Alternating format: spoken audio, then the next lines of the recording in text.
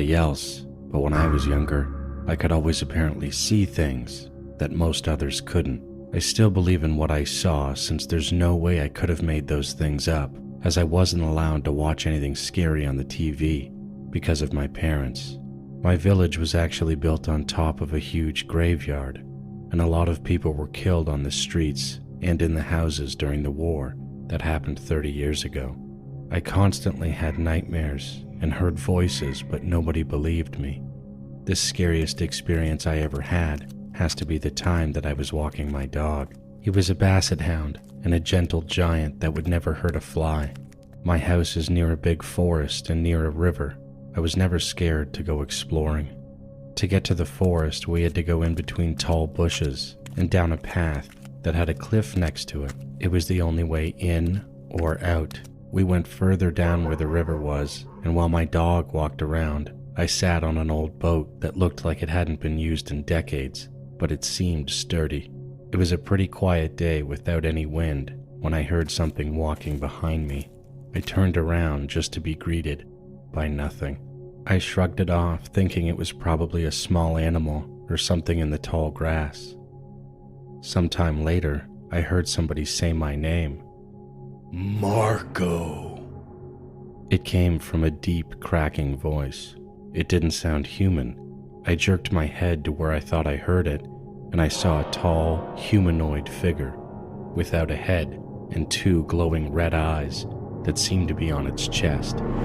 I knew I wasn't imagining it because even my dog was barking at it. When I saw it, I turned my head, pretending there was nothing. Usually that was the best working option for me in previous paranormal experiences, but it continued. Marco. Every few seconds, I decided to keep pretending I saw nothing and got my dog to go back up. I started walking with a normal pace so I don't look suspicious, but it didn't stop. Marco. Marco. Every few steps, I turned around to look at my dog, secretly looking at where the creature was, and he seemed to continue hugging behind trees, following me. A few minutes later, I could finally see the road, but I was still scared. I started smelling a rotting smell, like rotten eggs and sweat were combined. And all of a sudden, Marco! It screamed my name. Me and my dog started sprinting towards my house. When we finally got there, I shut and locked the door and peeked out of the windows. It stood behind a tree in front of my neighbor's house and just vanished. I was shaken and waited for my parents to tell them what had happened. Of course, they didn't believe me. They never did when I told them these crazy stories. The next day, I went to walk my dog on another path, and staying closer to my house, I saw police in front of my neighbor's house. When I got back home, I asked my parents what happened, and they seemed very shocked. Turns out the neighbor stabbed his wife and fell into the river and drowned.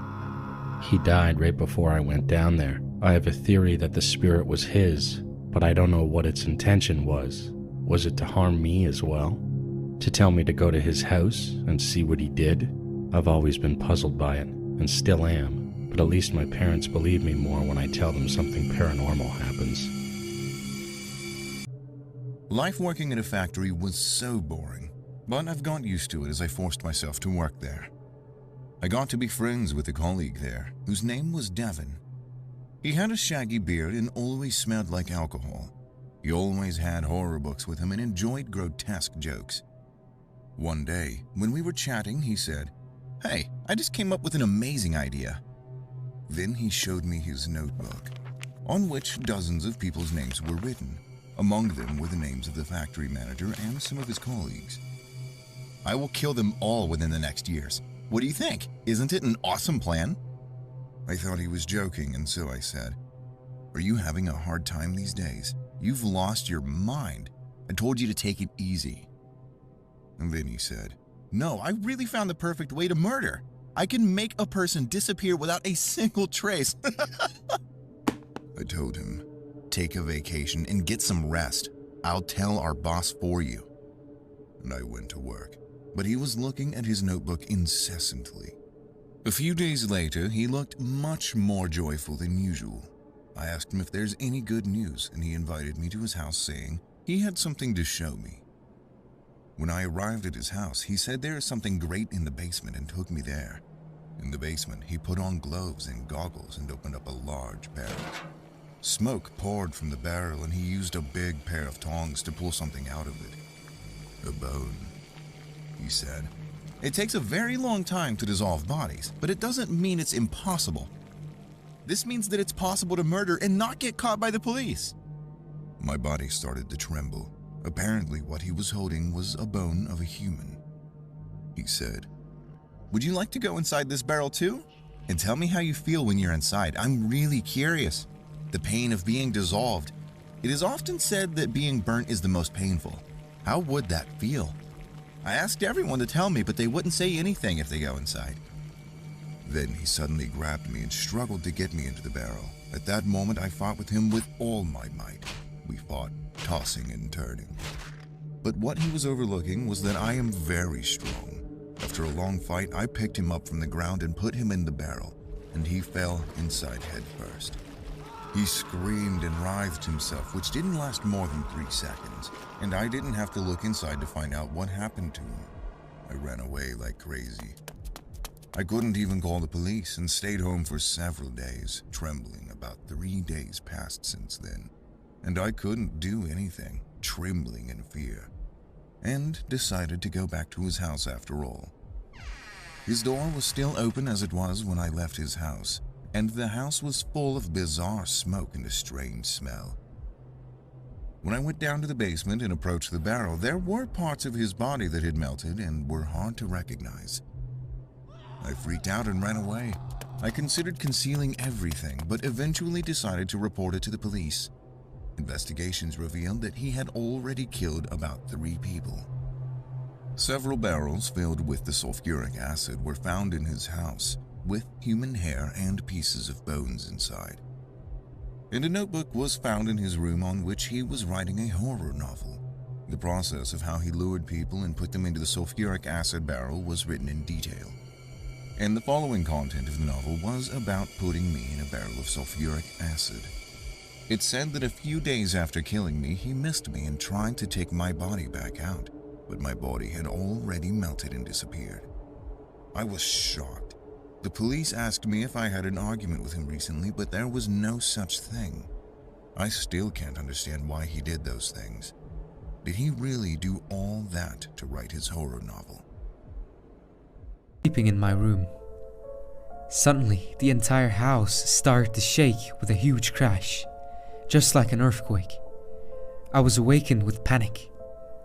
I was trembling with fear, thinking that was an earthquake. At that moment, I heard my dad scream in his room. I ran to his room right away and saw a mysterious being standing in front of him.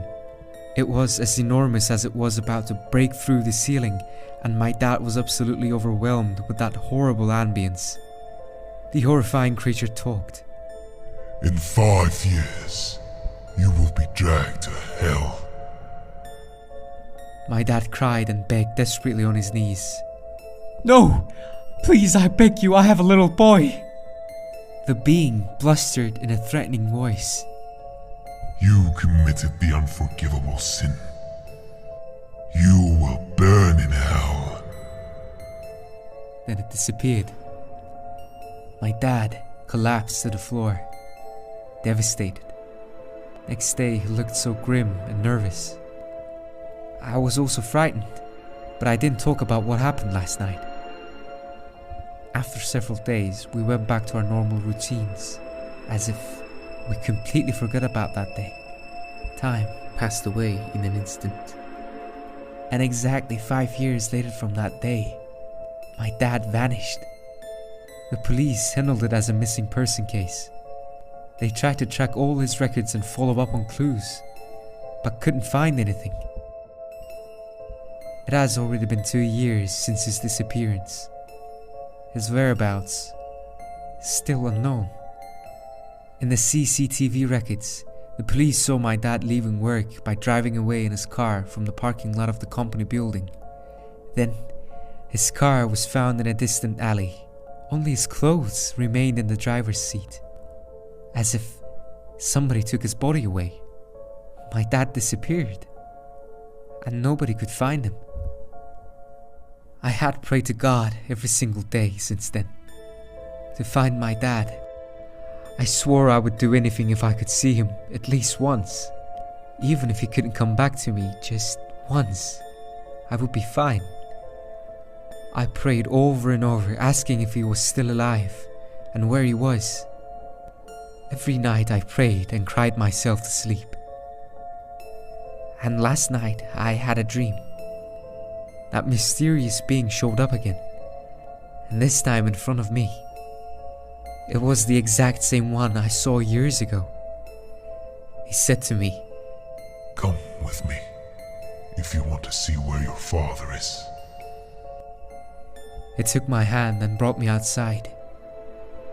Immediately after stepping outside, the environment completely changed. It was hell, with boiling lava and sharp penetrating screams of millions of people. It was too hot, and I felt my body was burning in the fire. Because of ear-splitting cries and screams, I couldn't step forward anymore. And there, I saw my dad standing in the middle of hell. He stared at me with wide open eyes, not saying a word. Right in the middle of chaos full of endless pain, he gazed at me with eyes filled with pain and agony. I wailed, calling him, but no matter how loud I shouted, he didn't answer. He was just gazing at me, suffering in enormous pain. The mysterious being standing next to me said, Your father killed an innocent person 2 years before you were born. That is the reason why he is here with me, in hell. I couldn't believe that. I started to run to my dad, but at that moment I awoke from my sleep. I was awake, but I still felt the sizzling heat all over my body, and its pain. After that dream, I didn't look for him anymore, and I didn't pray anymore. I think it might just be a silly dream, but I can't forget that heat, those horrifying screams, and my dad's eyes, because all of it seemed so real. I don't know why, but I feel like my dad is in hell. My friends and I were staying in a 2-story building with lots of rooms in Manila. The view was nice, peaceful, and quiet. On our second day there, my friend Apple and I decided to head to the showers together. The showers in this building weren't in the rooms. They were in a large space where each person had their own cubicle to bathe in. Apple went into the first cubicle, and I went into the second. As we showered, I heard my friend Violet calling for us, asking where we were. I excitedly responded, Apple's in the first cubicle, and I am in the second one. You can occupy the third one. I was excited that Violet was joining us because at that age, the thought of us taking a bath together was fun. I heard the door next to me open, the shower curtain open, and the shower began to run. As I bathed, I had a conversation with Violet. We talked about typical teenager stuff. As I spoke, Apple called out to me from her stall. Hey, who are you talking to? I didn't think much of it. Maybe Apple couldn't hear Violet as well as I could with all the running water. I responded to Apple. Violet is here. She's in the third cubicle. Oh, okay, she replied. Now it was Apple, Violet, and I having a conversation.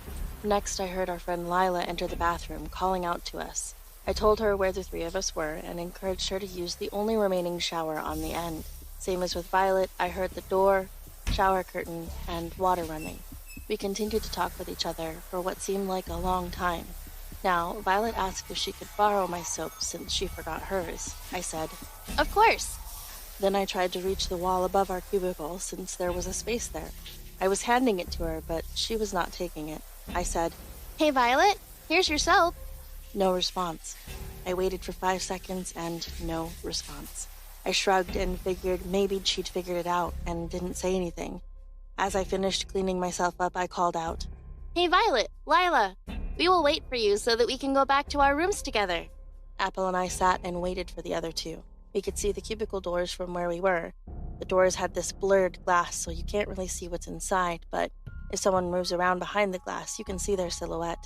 As we sat there, not really talking, I got an odd feeling. That's when I realized that the bathroom we were in was completely silent. No running water sounds, no noise at all. I called out to the other two. No answer. I looked at Apple, who looked back bewildered. She shrugged. Worried that something might be wrong with my friends, I approached the door of the third cubicle. I lightly pushed on the door, expecting it to be locked, and it wasn't. A pit of fear grew in my stomach. The cubicle, which should be warm from the steam of the running shower, was cold. I closed my eyes and quickly pulled back the shower curtain. Sorry, Violet. I slowly opened my eyes as I spoke. I'm just worried about... I froze on the spot at what I saw, or rather, what I didn't see. The shower was empty and completely dry, like nobody had been there. I rushed out of there and went to the fourth cubicle. Same situation. It was dry, and Lila was nowhere to be found. I was trembling from fear at this point. Who had I been talking to? Did Violet and Lila already leave and I just didn't notice? I reached my shaky hand up to touch the shower head, expecting to feel water. Nothing. It was completely dry. There was no evidence at all that the shower had been used recently. I ran out of the cubicle and grabbed Apple. We ran to our room, and when we arrived, Violet was talking to another friend of ours. We asked her if she was just in the showers, and she insisted she was not. In fact, the people in the room confirmed that she really didn't leave the room. Next, we searched for Lila and found her eating in the cafeteria. We asked her the same question. Just like Violet, she insisted she was there the whole time. Apple and I looked at each other with horrified looks. Who needed the bar of soap? What was I hearing if it wasn't the shower running? And, the scariest thought of all, what if someone had been watching me from the next cubicle all that time? Some idiotic kid who hadn't worn his life jacket while drinking on a party boat. The lake was deep enough to require mixed gas to avoid narcosis. I followed all the normal protocols, keeping in contact with my diving partner and monitoring my dive computer. It doesn't take long to reach the bottom, but getting back up always takes much longer. My partner and I split up to cover more ground due to the extremely low visibility. It must have been about 5 minutes before I saw it. A human silhouette, standing upright at the lake's bottom. I swam closer and found him perfectly preserved, without a sign of decay on his body. He was buried in silt up to his shins. It really looked like it could still be alive or had only been dropped into the water a few moments ago. I tied a line to him and started to head back up toward the surface so I could signal the boat to haul up the body. I swam up, letting the line play out behind me until I reached my first safety stop. While I was waiting for my body to decompress further, I noticed that the spool of the line was still being pulled out even though I had stopped. It was completely taut and unspooling at a blistering speed. It took me about half a second to realize that my reel was about to run out, and I was about to be pulled down by the line. There was a good 900 plus feet on my line, and the speed at which it was being reeled out was so tremendous that as soon as I grabbed it, my hand was split almost completely open to the bone. In retrospect, that was a foolish thing to do, but it was just basic instinct to grab the rope and try to cut it with my knife. I then had a sudden burst of clarity and cut the straps holding the reel to my suit after a few seconds before the line ran out, causing it to vanish into the murky water. Within about half a second, I felt as if though the force of the whiplash alone would have been strong enough to break my back and kill me if I hadn't cut the straps. I was pretty shaken at this point. More shaken than I had been since I'd found my first dead kid. Nevertheless, I managed to ascend slowly and take my safety stops despite the pain, fear, and, of course, all the blood leaking out of my hand. It's a good thing this was a freshwater dive, or I might have been in real trouble on my way up. Anyway, my knee-jerk reaction, and what everyone else told me, was that it was narcosis-fueled hallucinations. Divers see all sorts of crazy things when narcosis kicks in. I've heard stories of fish and squid with human faces. Some guy swears that he was face to face with Cthulhu. My point is that narcosis is, to an extent, like temporarily being on DMT, and it can make you see some absolutely insane things. The only thing I could make sense of was how I got the cut on my hand. It's clearly from a rope. It's not clean enough to be from my knife or any other sharp object. The doctor even noticed that I had friction burns all surrounding the cut. So what the heck caused the cut, if I was hallucinating? And if I wasn't hallucinating, what the heck dragged out a line that fast?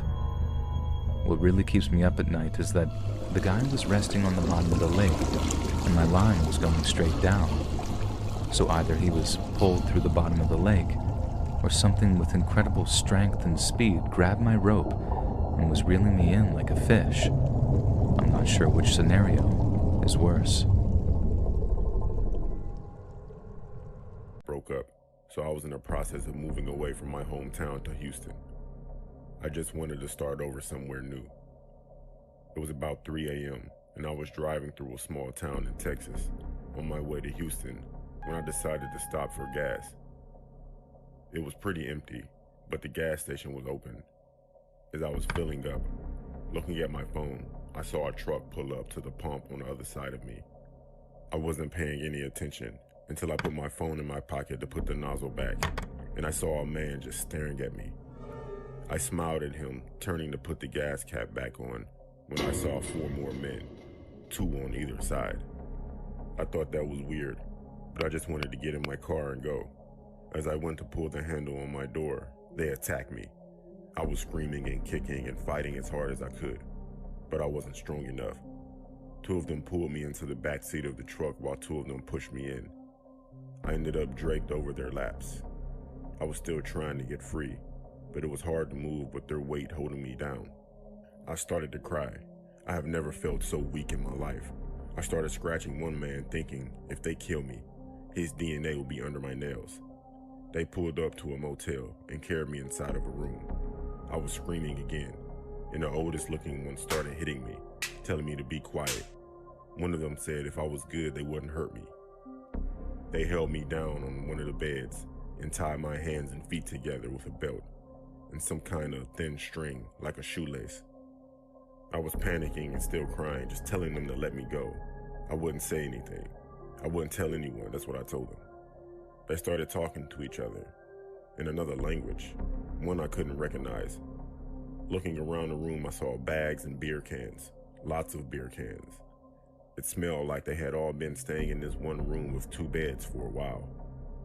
I don't really want to get into what they did to me, but at some point, one of the men said they needed more beer. They decided the smallest one was going to stay in the room with me. So after the other 4 left, it was just me and the man who looked to be around my age. I remember thinking, I could probably beat him up if I get loose.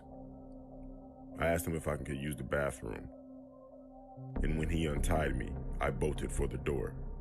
I swung the door open, and he grabbed my arm. I yelled, "Get off me," and he let go, eyes wide. I ran down the street, no clothes on, and jumped in front of the first car I saw. It was a confused elderly man. He rolled down his window and yelled, "What are you doing?" Like I was ruining his morning or something. I told him I needed help and that I was kidnapped. He drove me to the police station where I was given scrubs and could file a report. They ended up saying I needed to go to the hospital for an examination so they could record any evidence that the man may have left on me. I just wanted to shower and go home, honestly. I just wanted to talk to my mom. They found the men the same day. It turns out they were all brothers.